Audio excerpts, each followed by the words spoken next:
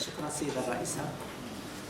بطبيعة الحال سعيد بتواجدي ومشاركتي في أعمال هذه الندوة.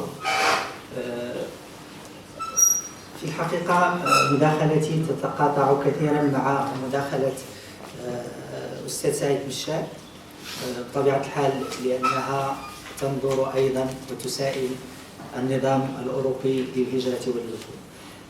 Ma communication, existe-t-il une politique européenne commune en matière d'immigration et d'asile?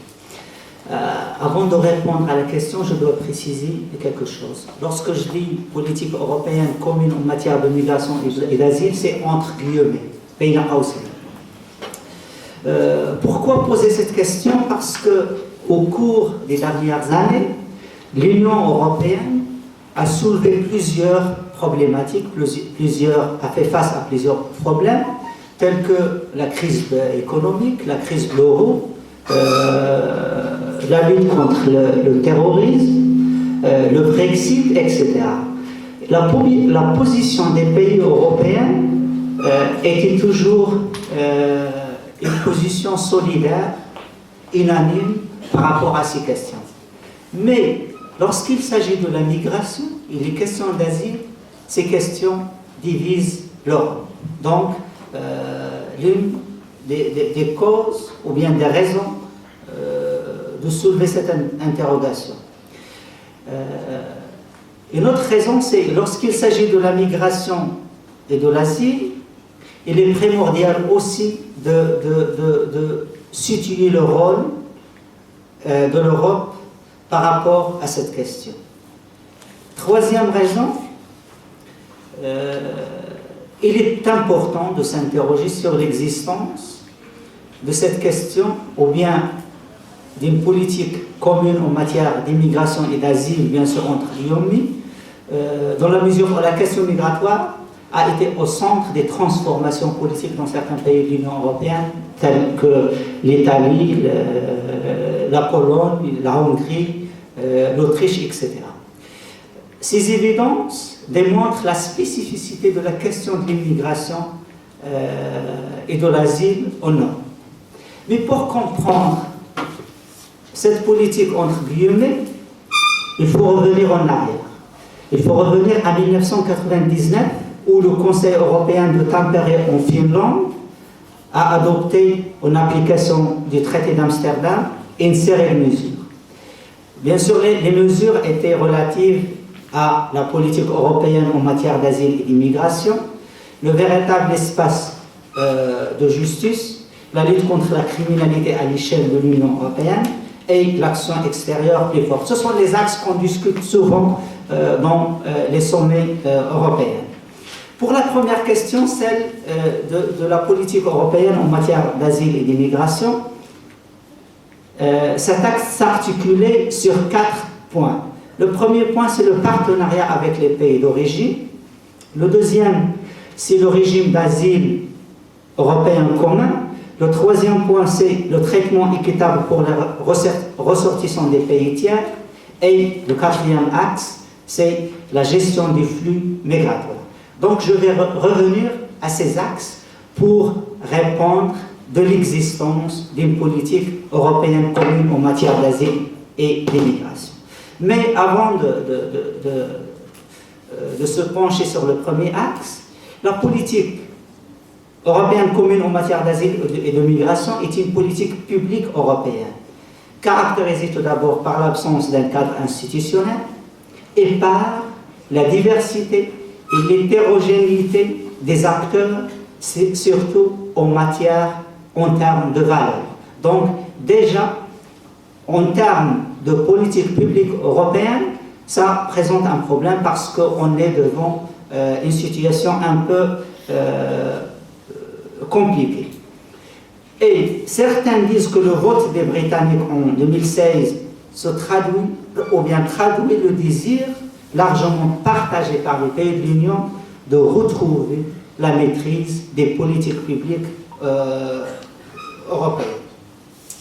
Donc je reviens au premier axe dégagé à Tampere, c'est l'axe du partenariat avec les pays d'origine.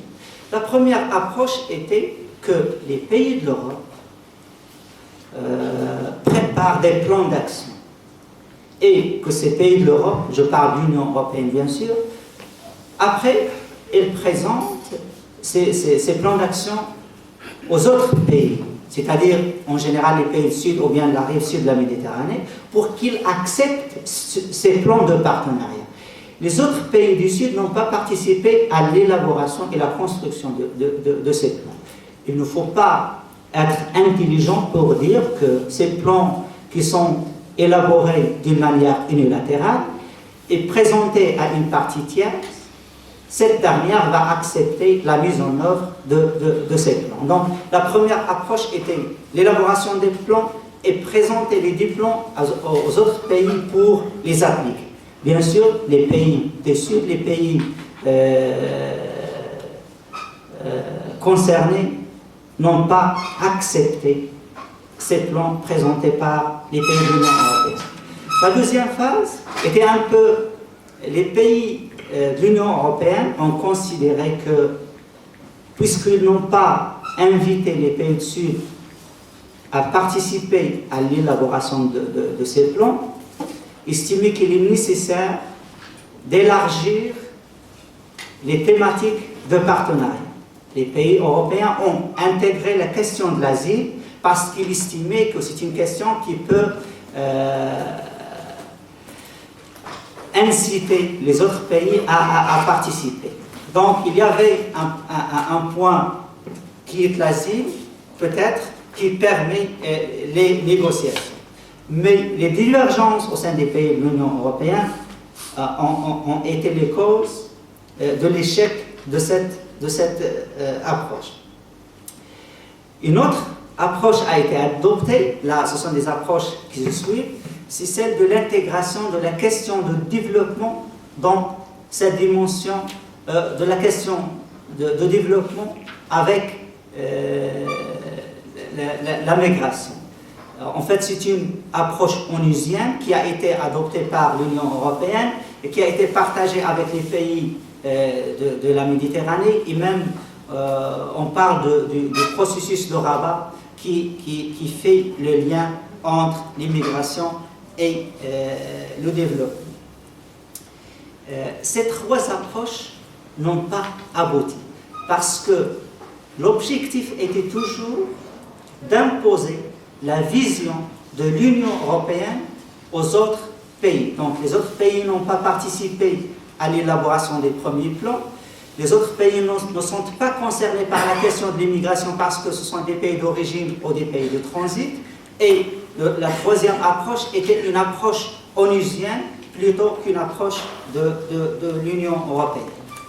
Donc, ce premier axe, au moins, par rapport aux pays du Sud, quand je dis pays du Sud, ce sont les pays de la rive sud de la Méditerranée, n'ont pas abouti. Mais entre parenthèses, là j'ouvre la parenthèse, que ces plans ont abouti lorsqu'il s'agit de l'Est, des pays de l'Est. Pourquoi? Parce qu'avec les pays de l'Est, les pays de l'Union européenne avaient une carte de négociation, celle de l'adhésion et de l'élargissement de l'Union européenne vers l'Est. Alors qu'avec les pays du Sud, ces pays n'ont pas d'espoir pour rejoindre l'Europe. Donc cette carte n'est pas à exploiter lorsqu'il s'agit du Maroc, de la Tunisie, de la Jordanie, de l'Égypte, etc. Un autre modèle, en 2016, c'est le modèle accord Union européenne-Turquie. C'est un modèle un peu, entre guillemets, bizarre, qui n'est ni conforme au droit international, ni conforme aux standards internationaux relatifs à la protection des réfugiés et des migrants. Donc c'est un accord qui a été adopté dans un contexte spécifique et dont les déterminants étaient des déterminants politiques. Le deuxième axe dégagé à tempérer, c'est un régime d'asile commun. Je vais résumer. En 2014, l'Union européenne estimait que l'ossature en matière d'asile a été achevée et que l'Union européenne était fière de l'élaboration d'un système d'asile commun en Europe, basé bien sûr sur les accords de Dublin 1, Dublin 2 et Dublin 3. En 2015, c'est-à-dire une année après, tout est effondré. Donc ce système commun d'asile qui constitue la fierté de l'Union européenne a effondré, donc, et on était témoin de la crise européenne vis-à-vis les réfugiés et les demandeurs d'asile en Europe. Les Européens ont essayé de remédier à cette lacune et à travers un ensemble de réunions et des sommets sont arrivés à ce stade de relocalisation. Relocalisation, c'est-à-dire le transfert de personnes ayant besoin d'une protection internationale d'un État membre de l'Union à un autre État, ce qui est dû à l'échec du système ou bien du principe de solidarité qui a guidé le système européen commun d'asile. À ce point s'ajoute également la position du groupe Visegrad, où les États membres de l'Union européenne s'opposent d'une manière claire au mécanisme de solidarité et au mécanisme de relocalisation adopté après l'échec, après 2015. Le troisième axe à dégager, à tempérer, c'est le traitement équitable pour les ressortissants des pays tiers, c'est-à-dire les droits et statuts et la question de l'intégration. La directive qui gère la matière, c'est la directive de 2003 relative aux résidents de longue durée, c'est-à-dire un migrant accepté temporairement prévoit 5 années de résidence légale. Je ne vais pas rentrer dans les détails de la question. Mais cette question, parce qu'elle est proche plus de l'intégration que de l'immigration, elle est plus dans le symbole que dans la mise en œuvre. Parce que la directive a été vidée par les législations internes des États de l'Union européenne, dans la mesure où certains États exigent l'intégration avant la migration. C'est-à-dire, je donne l'exemple de regroupement familial, les pays de l'Union européenne ont des politiques différentes lorsqu'il s'agit de regroupement familial. Parce que l'intégration relève de la compétence des États membres au niveau national qu'au niveau européen. Le quatrième axe dégagé, c'est la gestion des flux migratoires. C'est un axe, mais quel flux migratoire est-ce que gérer ou bien lutter? Lorsqu'on analyse les instances créées et les mécanismes créés, on est dans la lutte contre la migration et non pas dans la gestion de la migration. Moins de migration légale et zéro migration illégale. Les Européens ont créé le système européen de surveillance des frontières, les reçus, ont obligé les transporteurs aériens de communiquer les données sur les passagers, ont créé le corps européen de garde frontières et de garde côte, c'est-à-dire Frontex. Les Européens n'ont pas ratifié les conventions relatives à la protection des travailleurs migrants et les membres de leur famille. Donc, on est plus dans la lutte que dans la gestion des flux migratoires. Pour conclure, deux points très intéressants. Les efforts de l'Union européenne cherchent à agir sur les hommes et les femmes et leur volonté de se déplacer, mais l'histoire nous a enseigné que lorsqu'il s'agit d'agir sur les hommes et les femmes, les États échouent. Une autre conclusion qu'on peut dégager d'une situation à la frontière entre la France et le Royaume-Uni, ni la France, ni le Royaume-Uni ne parvient à gérer le flux entre guillemets de quelques millions de personnes à Calais. Les deux États, impossible de gérer cette situation. Ils n'ont pas pu convaincre ces personnes de demander l'asile en France, ni on permet à ces personnes de rejoindre l'Angleterre.